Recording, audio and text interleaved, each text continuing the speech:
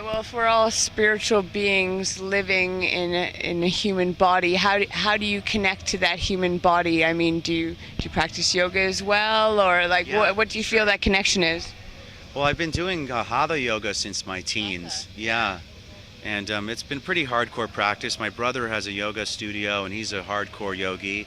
So I've had an access to like a really cool community and great teachers for free for a long time, which is nice. Absolutely. And I know yoga can get expensive, especially in London, New York, and LA. You know. Hot spots. Yeah.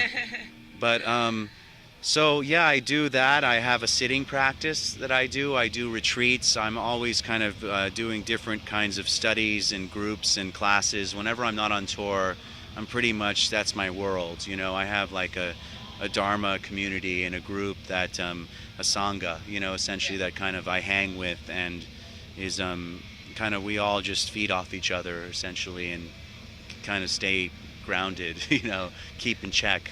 Yeah. Well, I mean, is someone? I mean, you said many times that you don't really.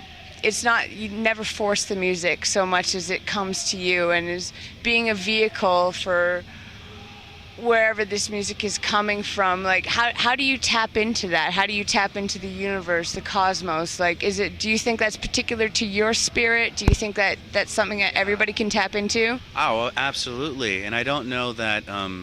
I wish it was like an on-off switch, you know, but I don't think it is. It's one of those things where it's the creative process is so mysterious to most of us that we don't really know where it comes from. We just do it, you know, and we don't even know maybe why we're doing it. We just do it because it makes sense and it feels like it's something to do, you know. That's why I do it. It gives me a sense of purpose. It gives me a job, and I also like.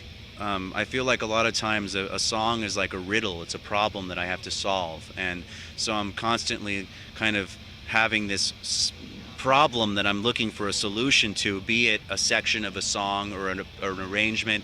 So it's this constant kind of like equation that's being, you know, without going technical with it. Yeah, you're trying to, okay, how do I fix this thing? And so I kind of need a problem and then I fix it. But I hope I don't do that with relationships. I'm done chasing drama, you know. But in terms of like the creative process, it seems to work that way for me. But yeah, I don't know. You know, it's really mysterious. It's really one of those things that what's really curious with Cynic is that we reopen this door, and I feel like I can't close it anymore. You know, it's open, and yeah. So it's kind of like easy for me to kind of do it. I feel like, okay, wow, I know how to do this. You know, I can write these songs. I can write songs. I think I know what it needs to happen, but I can't really say what it'll be until I'm in the process. So it's constant surrender and presence and patience. Although I think painters have to be more patient. You know, when you think about these, Dab dab. oh my God. I know. Like Robert Venosa, the guy that's done I mean, I just sit there, he spent years on certain pieces. It's like, wow, that's talk about slowing it down, you know? It's really impressive. Yeah, no, absolutely. Well, another thing I'm really interested in is that space has always, been it's particularly with Trace and Air, space is a concept that's very prevalent. And I want to know what is space? What are you creating when you say you're creating space? Well, in the context of the record, it's a shamanic space. You know, I've done a lot of journeying with a friend of mine who's a shaman and a healer, and we've gone into ceremony, and you kind of basically create an environment energetically that's conducive. It's safe. It's you're not going to be judged. You know, you can be completely vulnerable and naked, and it's and you're kind of creating this space. It's like energetic. It's a psychological space. It's really tangible. It's a real practical thing. You know. What is the space, though? The space is kind of the room for this this sound to exist. Okay. You know, it's or kind for of that energy, for like your creativity, for sure. everybody to be involved in that creativity. Yeah, it's kind of like here's let's kind of make room for this right now. and then here we are, you know. So it's kind of it's almost like a ceremonial setup for the record, you know. Yeah. Okay. Yeah. Well, I mean, another thematic Cynic thing, circles, and you've said that you completed the circle with Trace and Air.